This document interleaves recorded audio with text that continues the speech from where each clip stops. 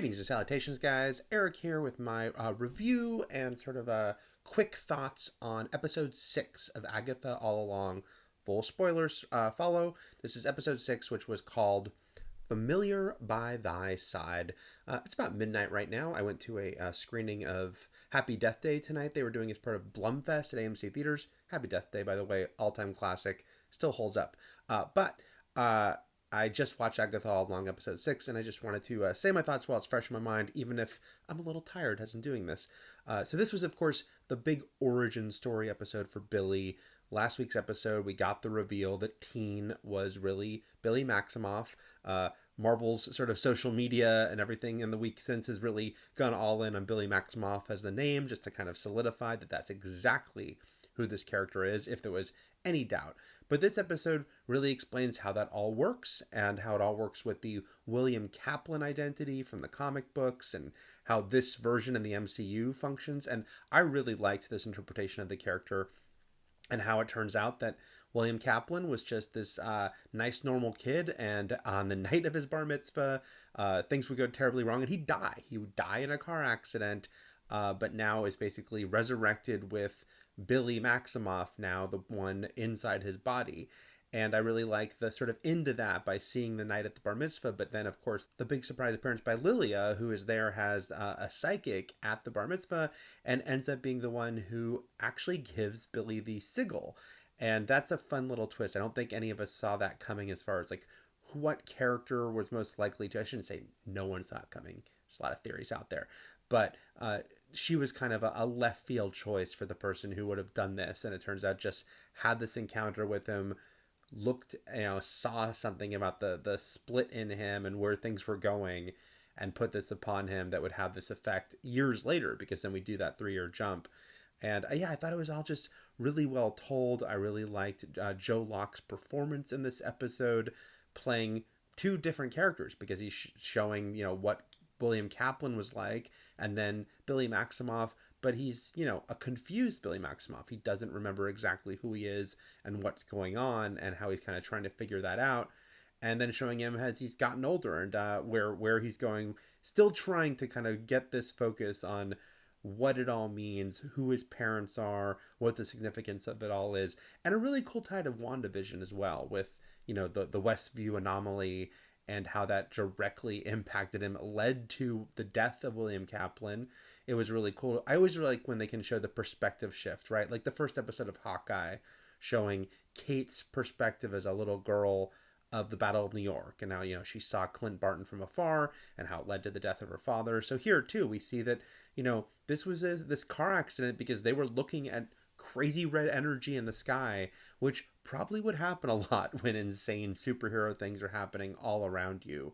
And, it's one of those sort of things that, of course, they're not going to dwell on in the big superhero stories, but it is nice when we can get these side stories that can explain that and dive into that. Of course, this is a side story that is directly tied into WandaVision, because this is Wanda and Vision's son, one of her sons, going through all this. And then what a fun way to show what was really happening for Agatha when she thought she was this cop in the first episode. And Billy's perspective on everything that happened with his interrogation and how silly it all was when it's just her trapped in this identity that is not at all what she thinks it is. I thought this whole sequence was great, but I especially laughed a bunch at the I do not want to poke the bear back and forth between the two of them. I have a feeling that Joe Locke was trying his best not to crack up at Catherine Hahn in his face, just repeating that over and over again. So kudos to him for at least getting through it enough for them to use this footage. But yeah, really just a very clever sequence. I realized I just jumped over, though, a big moment of the episode, and maybe that's because it's the one part that I had the most mixed feelings about, and that was the return of Evan Peters as Ralph Boner. It's funny, in the mid-season trailer, there was this mysterious character in a trench coat and hat, and instantly there's got to be theories. Who is this? Who's it going to be? I don't think we were thinking Ralph Boner, but there he was. WandaVision is one of my favorite MCU projects. I love WandaVision in its totality. But the Ralph Boner twist is one of my least favorite things in the MCU. That's the duality of man and art, I guess. That this cheat, and I do feel it was a cheat of having Evan Peters show up, has Quicksilver, has a different version of Pietro, and we're all excited thinking, oh my god, they're doing it, the crossover, he's coming over from the Fox X-Men movies, and then they say, no, it's just this random dude who has nothing to do with anything. It really made me mad, even though I still love the show so much, and I forgive the show because I love it so much, but them bringing him back, it brings back some bad memories. Evan Peters is great, but this was there was some wackiness in this scene that I didn't love. There was some good stuff too. I think when they got to show actually the more frazzled side of Ralph in the midst of this, but I don't know about you, but when Billy kept asking Ralph, did you come out of this change? You come out of those abilities? And he's like, no. I wanted Ralph to say, well, I had super speed. I don't know if he still does. Because to me, that was always a crazy thing. That's why I was like, really? This is just some random dude? Like, Agatha gave this guy those kind of superpowers? Can she just do that with anyone? Just give them any superpower she wants? Because that's a pretty, big ability. So I kind of felt like this might have been their chance to, if he said he still had those powers. And I keep hoping, and he said, maybe he had them before. And maybe they could kind of, fix this. They didn't. I still think maybe they could one day. But, Ralph came back for this one scene. If they were going to have a familiar face, I get why this was a fun curveball. Not just to have it be anyone from WandaVision, but to have it be a guy who was already kind of a big deal. When he came into the show, we were all very excited when he came into the show. So, I wish the best for Evan Peters. And if they bring Ralph Bohner back again a third time, if he pops up in the Vision show, I still want the reversal of the reversal. I still want him to truly be some form of that Quicksilver, but maybe that won't happen. Anyway, just like WandaVision, my feelings about Ralph Bohner didn't stop me from really liking this episode, because it was just a really strong episode. It really told this story well. It was a great perspective shift. It was a complete, different style than anything we've seen. It felt like its own, version of the show than anything we've seen even in the first episode, and then what the show's been since, because it was following just Billy and him living, a real life in a fantastical world until he ends up sort of wrapped up in all this and going down the witch's road with Agatha. Which leads us to catch up to where we left off last time. It was a little weird for me that Agatha just kind of crawls out of what, Billy did. She just kind of, saved herself pretty easily.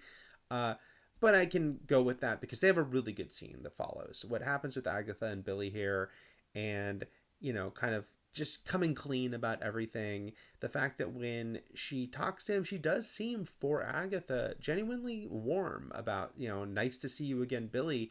Seems to be real, and it's funny when she can't remember Tommy's name, calls him Toby, but I think that does show that there's a difference, right? She connects to the kid who has this sort of magical inkling, and there is something about him that, she does sort of see a kindred spirit in. And now again, we have this shift where last week we saw, we were reminded that Agatha is a bad guy, and now it's becoming this thing of her kind of trying to bring Billy in under her wing, but in a very come to the dark side way. And yeah, just because she's the title character doesn't mean she has to be a good guy. And I think we've really in the last two episodes been reminded of that in a cool way. It's very strange to me that she describes Jennifer and Lilia as dead. I can't believe that's true. And if it were, it would seem kind of silly. Yeah, okay, Alice died in the last episode, but you're saying that these other two women also died that quickly, especially since Agatha just kind of crawled out herself.